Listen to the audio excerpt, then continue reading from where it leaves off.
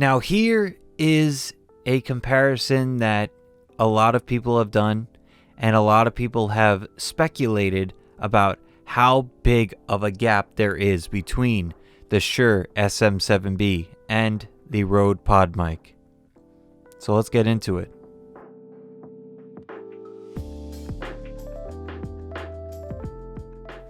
Welcome back to the Rebel Tech channel. I'm Justin, and as you can see here, we have a sweet comparison right now, the Rode PodMic and the Shure SM7B, a comparison that I've been wanting to do ever since I got the Rode PodMic, and finally I saved up enough to get the Shure SM7B. Of course, I'm paying it off, and as you should do with most gear that you plan on using. And for me, I'm planning on eventually using it professionally, so we'll see what happens in the future. But we're going to do a comparison, and in standard and classic Rebel Tech fashion, let's start off with the build. So right off the bat, both of these microphones are built like tanks. They are insanely well built, great construction, nice hefty metal that really gives you some confidence in knowing that it was made very well. Of course, Rode and Shure are companies that are well known and well respected in the audio world, so they always will have a product that is presentable. Then the construction of it, like I was telling you, very well made, and nice sturdy grill that you don't have to worry about denting or anything like that. This might have a slight dent, I noticed, maybe because I dropped it, but as long as you don't drop it, it should be fine. I don't know what happens, why I drop microphones, but for some reason it's a problem for me. Now on to the Shure SM7B, another great construction. Shure, of course, like I said, makes great microphones and builds their microphones very specifically and meticulously. So you got a nice housing for the body with a grill underneath here that's very sturdy and very nice. I love the way this microphone looks. The classic yoke mount on both of these, they have very similar yoke mounts, but the big difference is the XLR port on the Rode PodMic is attached to the butt end of it, while the Shure SM7B has a wire coming in from the back to an XLR port separate to the housing of the microphone.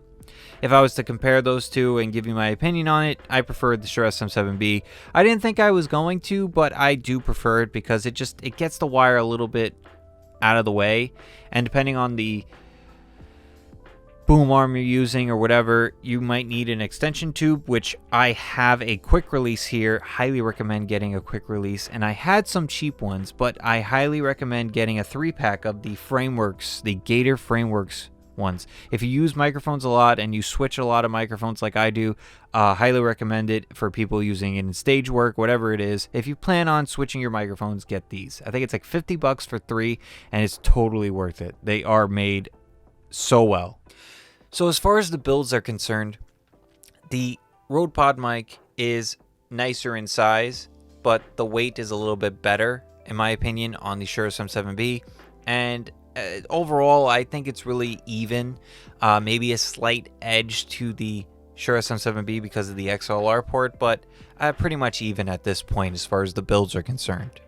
So the next thing we're going to do, we're going to get into some techie talk and talk about how these microphones are put together internally, electronically, and really just dive into it. And of course, at the end, like always, the frequency response curve is last.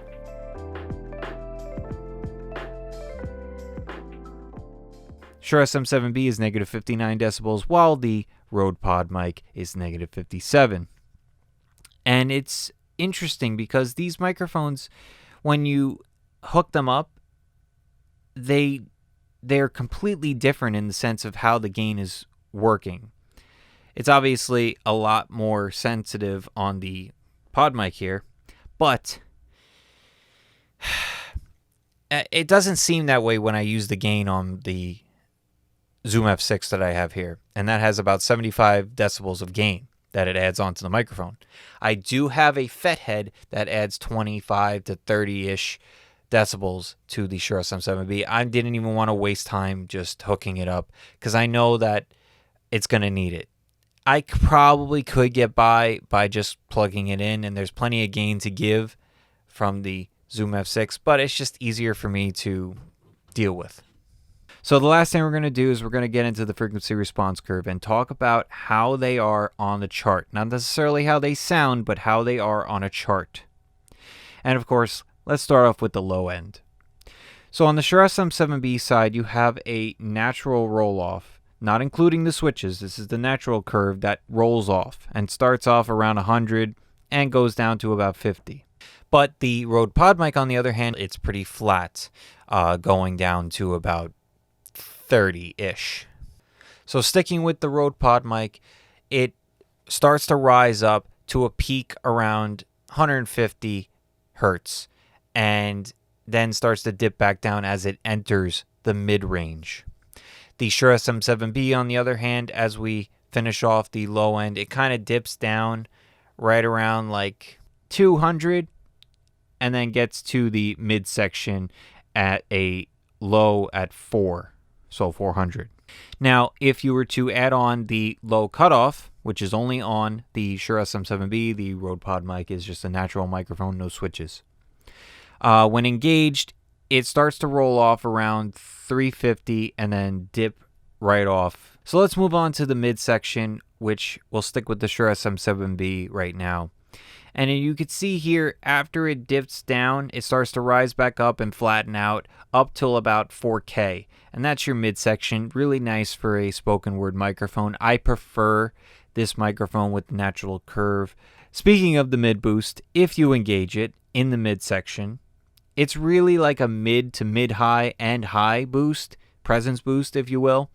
And what it does is around 600 starts to rise up.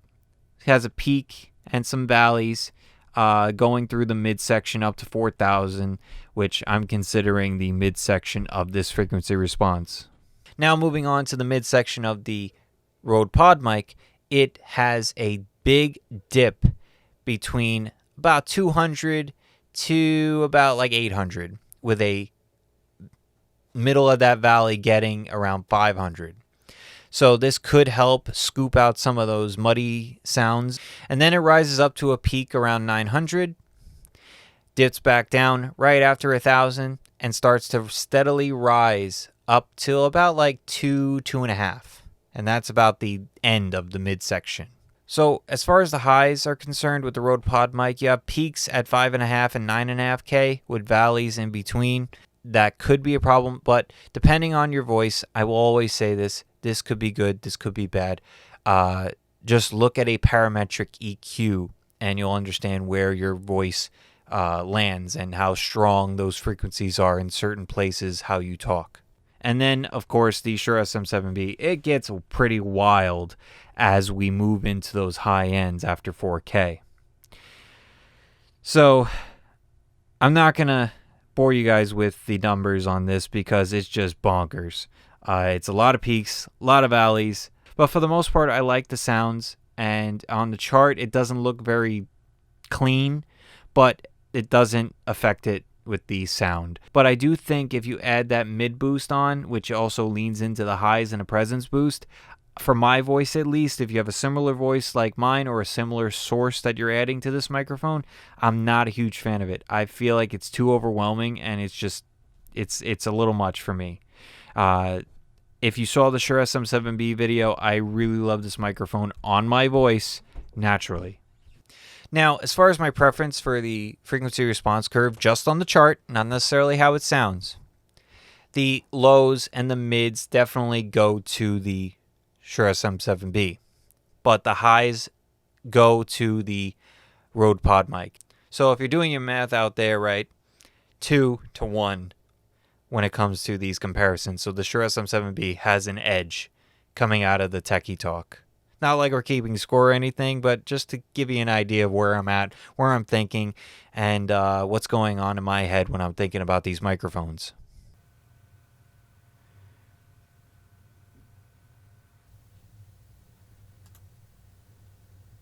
All right, so for those silence tests. There wasn't much going on. Maybe my noisy autofocus on my lens. I don't know why they made it noisy, but that's just the way it is.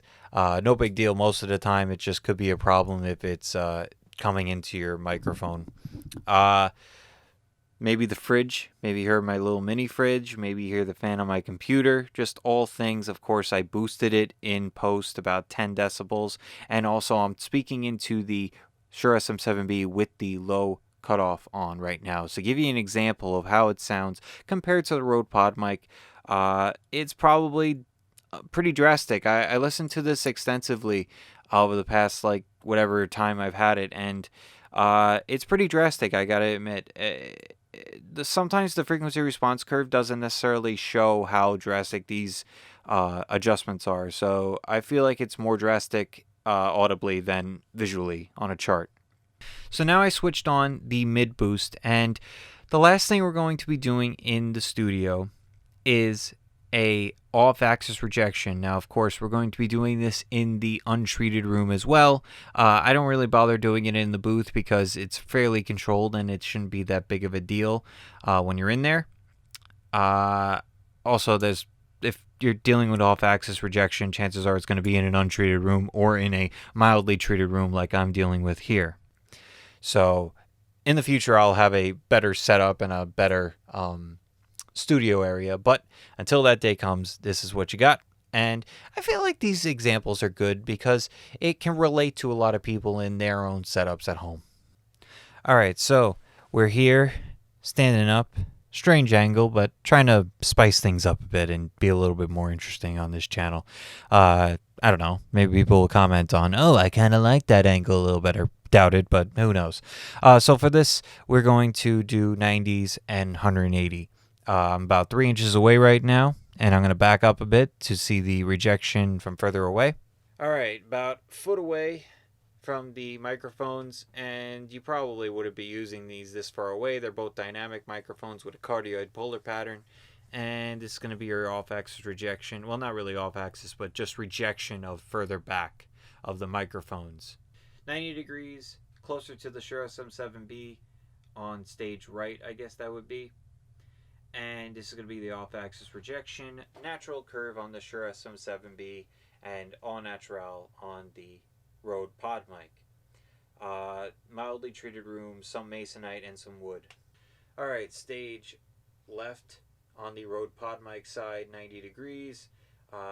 This is going to be your off-axis rejection test, and it should be fine. Shouldn't be much different than the other one. Maybe this side of the room has softer surfaces, so when I was speaking on the opposite side, it could have been a little bit better, a little bit worse. Let me know. Alright, I'm about a foot away from the rears of the microphone, 180 degrees, off-axis rejection, and this is what you're going to hear.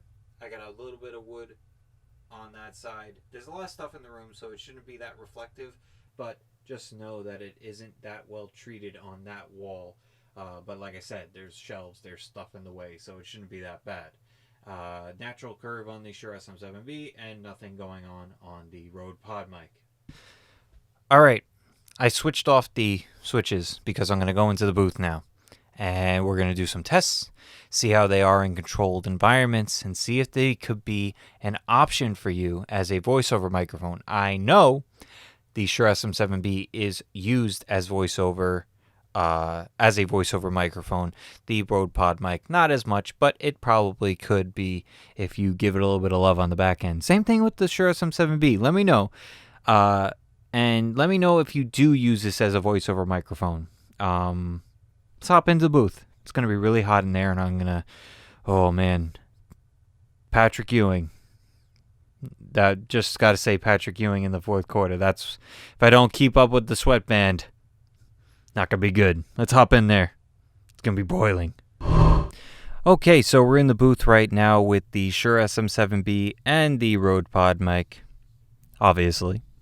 And what we're gonna do here is give a little bit of a taste of how these microphones would be heard in a somewhat controlled environment. It's not a perfect booth, but it's significantly better than what I've been in and what I've tested these microphones in. For the most part, I feel that this comparison is going to give you the closest thing to how the microphones are intended to sound. So the first thing we're going to do, we're going to get the plosives out of the way. And I'll do a bunch of configurations. I got to go grab the big pop filter. Okay, so pop test. First off, clean grills we're going to do. Shure SM7B. It's all right. Rode PodMic. Next up, Shure SM7B with the original pop screen or windscreen. That's really nice. It works really well. Now with the pop filter made for the Rode PodMic.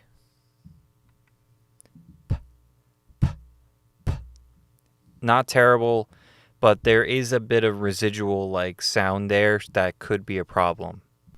Next up, the Mama Gigante of pop filters. It's non-existent with this one, but you are losing some frequencies and some tones, so it depends on what you're going to be doing. If you are a person that is very plosive-y, for lack of better terms, this is perfect for you, but you will lose some tones because of the thickness of this pop filter. So next thing we're going to do, I'm going to use the SE Electronics one on both of them. Shure SM7B. That's nice. PodMic. I love this thing. It works so well. I'm going to keep this thing on because I feel that it doesn't affect the sound as much. It might affect it a little bit, but it doesn't affect it as much. So this is going to be your sound test without the windscreen on the Shure SM7B and the way the PodMic is naturally. Of course, it has an internal pop screen or windscreen. It's okay. It's just not great, as you saw from the plosive test. There's nothing I can do about it, so that's the way it is naturally. And this one is natural as well, even though I consider this windscreen to be the natural tone, but technically speaking, natural will be without any apparatuses. So the next thing we're going to do, there's a bunch of things I can do, and if you want specific tests with the Shure SM7B, go check out the Shure SM7B video. I'm only going to do a couple of the tests with the switches on the back. So the next thing we're going to do, we're going to compare these two. So as I was saying in the test of the Shure SM7B, the reason why I don't like this pop filter is not because that it's not functional. It's doing its job. But the problem is, by doing its job, it's taking away from the tones that I like. I like that presence boost in that microphone. There's a nice presence naturally to this microphone that is lost with this pop filter, this windscreen. And with the PodMic, I feel that it naturally is a little bit better in this configuration. I feel like this takes it a little bit more, and I feel like I like this tone a little bit better. Now, that's not saying anything against the Shure SM7B. It's just that I prefer this sound to this configuration sound. Okay, so now we have the regular windscreen on the Shure SM7B. And this is what I love. It's natural, no switches on or anything like that, no low cutoff, no mid boost. I also feel that the majority of people that use this microphone are going to be using it this way. But just to be thorough, we're going to switch on all three configurations, or well, technically three more configurations, and compare it to the PodMic. All right, so we just engaged the low cutoff, and I don't hate it. I feel like it's doing its job, one, because that's a good thing. It's rolling off those frequencies as we spoke about in the frequency response curve. And if I was to compare it to the Rode PodMic, which is natural right now, it obviously there's no switches on the PodMic, so there's that going for it. And I don't know which one I prefer. I'll leave that one up to you guys. You guys decide on low cutoff on the Shure SM7B only, and natural pod mic. Let me know what you think, comparatively speaking, and we'll see what it is. All right, so the next thing is we're gonna switch on the mid boost and turn off the low cutoff. Mid boost is on the Shure SM7B, and I'm not a huge fan of this mid boost, mostly because it's a mid boost. I feel like for my voice, it doesn't really fit it too well. If you think otherwise, let me know. And compared to the pod mic, let's switch to that. I feel like they're a lot closer. This tone is much closer because I think the frequencies that are being boosted in this are not emulating, but are similar to the way the frequency response is on the pod mic, and which means that this microphone was emphasized in some of those mids, comparatively speaking. Now, the last thing we're going to do, I'm not even going to bother with this thing. You know how it works. Last thing we're going to do is bolt the switches. All right, so we got the low cutoff on and the mid boost on.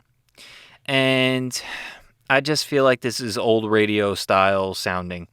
It's not really my kind of thing, and I don't feel like it would work well with a vocal performance. Just my opinion, and I'm only hearing my voice. So if you use this microphone, if you use the Shure SM7B, let me know what you think and how you use this microphone. If you use both the switches or just the mid boost or just the low cutoff, let me know. I'd like to hear your opinions on this microphone. And of course, I have my own personal preference, and everyone's entitled to their own personal preference because that's microphones. That's creativity. Everyone should have their own opinion because it makes things interesting and makes things more fun. This is a good comparison to understand where you're at as far as quality is concerned compared to a professional style microphone. So next up, we're going to the untreated room, see how these things fare in said untreated room. Alrighty, we are in the untreated room with the Shure SM7B and the Rode PodMic.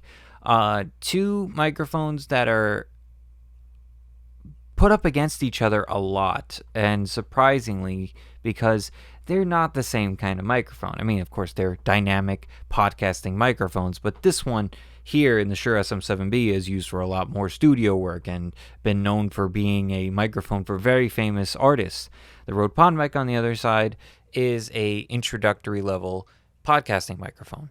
So why do they go up against each other? Well, for one, their builds are very hefty and they're built very well. One being over 900 grams, one being over 700 grams. And to be honest, it's not, I don't want to say, I was going to say closer than you think, but it's not. It's a matter of tone. Of course, it always comes down to tone, and it always will come down to price. So if that tone for the Rode PodMic is okay with you and you want to save $300, probably more because you're going to tack on another like $50 to $100 for a cloud lifter or a gain booster of some sorts. I have a FET head going into the Shure SM7B right now, giving me another $25 to $30, which is weird because the Rode PodMic doesn't necessarily need it that much more, but the sensitivity is not much different.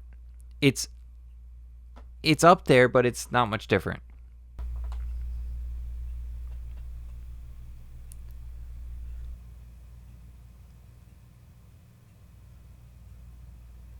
All right, so first off, 90 degree, stage right, Shure SM7B, natural curve, no switches engaged, untreated room against the Rode PodMic. This is what you're going to hear with that off-axis rejection, 90 degrees, roughly. The microphones are cocked a little bit, so just keep that in mind when you're listening to this. All right, stage left on the Rode PodMic side, Shure SM7B, Rode PodMic, off-axis rejection, 90 degrees stage left. As I said before, I always jumble up my words, and I just try to give you some audio for this. So if I repeat myself, I apologize. So untreated room, 90 degrees, and this is going to be off-axis rejection, so let me know what you think. All right, 180 degree test, about 2 feet away, untreated room. This is what it's going to sound like with about 2 feet away from the rear of the microphone, not necessarily the capsule that's picking up the audio. So maybe some reflections off the walls, maybe some off the floor. There is a little bit of a wood floor. There's some echo maybe coming from the hallway right there. There's no door, so there's maybe an echo from the doorway. Keep that in mind, and yeah, this is going to be off axis rejection. Now that's it. That is the comparison between the Shure SM7B and the Rode PodMic. Of course, I choose the Shure SM7B. Not a surprise, but the Rode PodMic is a good competitor considering the price as well. It's not something that's high quality in the sense that you could use it for a lot of variety of recordings or any type of sources, but it's a good option and a good budget option if you're just in the market for like $100 microphone or around that price range. Now, of course, if you have any comments, questions, anything whatsoever, leave it down in the comment section. I just ask that you be nice, don't be a jerk, be constructive, but don't be a jerk. And if you want to ask me more directly, I stream on this channel every weekend, or most weekends. I've been kind of busy lately. Play video games, art, just hang out, have a good time, listen to some music, mostly stream beats, because I don't want to get in trouble. And yeah, so I got more comparisons coming up, so keep an eye out comparing the Shure SM7B to all the microphones that I've covered, or most of the microphones, and the ZDM1 is going up against those as well, so keep an eye out for that. If you like the video, please hit the like button and subscribe to know when those videos are coming out in the future. And until next time, take care, and I'll see you in the next video. If you're wondering if this train looks familiar, it's because we fell off it. And we were in a huge accidente. Oh dear!